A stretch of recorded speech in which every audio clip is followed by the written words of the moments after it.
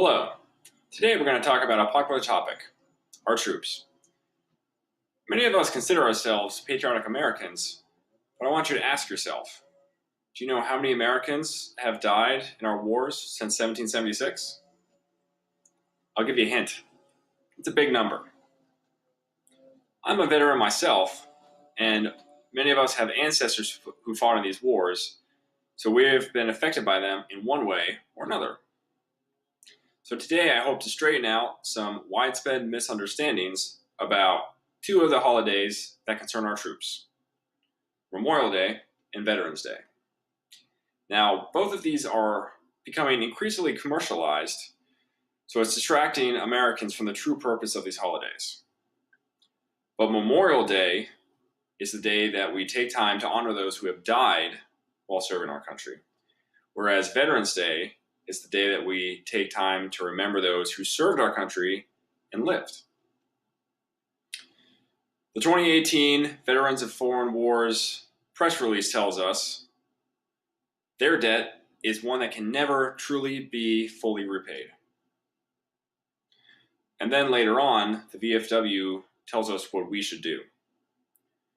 But we can start by ensuring the youth of tomorrow understand the true cost of freedom. Memorial Day and Veterans Day are misunderstood by many people of the American public. Because they have been commercialized, we tend to think of them as days off from school or days off from work. Or as we're driving down the highway, you can see signs for car sales or 50% off a sofa or a grill. But what are the real meanings of these holidays? According to Nicholas Osborne, a veteran writing in the journal Innovative Higher Education in 2014, he believes that this commercialization is due to a widening gap between the military and the civilian world. If you look at this graphic, it shows us the percentage of the American population that is active duty. So this is here right now, and this is 1850. So currently, only 0.5% of America is in the armed forces. Our parents' generation, that number was 2% during the Vietnam War. And during our grandparents' generation, that was as high as 9%. So that shows us that Americans these days are less likely to know a veteran or someone who served compared to previous generations. So let's learn more about these holidays. Memorial Day was established in 1868 to honor those Americans who have died while serving our country. It is always celebrated on the last Monday of the month of May, so it gives us a 3-day weekend just in time for summer.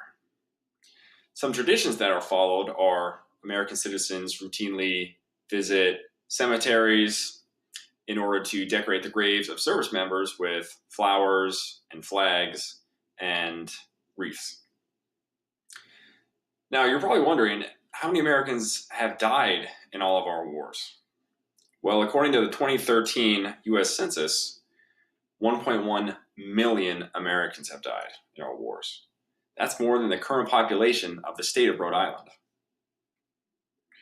What about the current war that we're fighting? That might sound odd, but we have been fighting the same war since 2001 in Iraq and Afghanistan. And almost 7,000 Americans have died since 2001. 7,000 Americans. That's more people than the combined number of graduate students and undergrad students at Fairfield University, according to the 2017 Fairfield University Fact Book. And we are still fighting this war. That is why Memorial Day is as important now as it has ever been. Veterans Day, on the other hand, was established, according to the Veterans Administration pamphlet, to honor all those who have served our country and lived.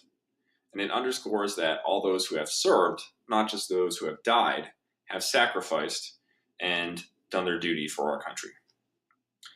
Veterans Day is always celebrated on November 11th, no matter which day of the week it falls on, because the original Veterans Day, called Armistice Day, was celebrated at the end of World War I, which ended on the 11th day of the 11th month of 1918. Citizens usually attend parades on this day and visit sick or elderly veterans in order to thank them for their service. Now, how many vets are there? Well, according to the 2016 US Census, there are 20 million American veterans. And that sounds like a lot. After all, that's 6 times the population of Connecticut. But according to Christian Bialik, writing for the Pew Research Center in 2017, the percentage of veterans is actually going down compared to the US population. So 2016, 20 million veterans. In 2045, they're forecasting that there will only be 12 million veterans, a decrease of 40%. So thank a veteran while you have the chance. I hope I've cleared up any confusion between the holidays of Memorial Day and Veterans Day. Even though these are heavily commercialized, we must never forget that the purpose of Memorial Day is to honor those Americans who died while defending our country, while Veterans Day was established in order to remember those veterans who fought for our country and lived. President Ronald Reagan, a veteran himself, gets the last word. On Veterans Day in 1988, he said, "We remember those who were called upon to give all a person can give. And we remember those who were prepared to make that sacrifice if it were demanded of them in the line of duty, though it never was." Thank you.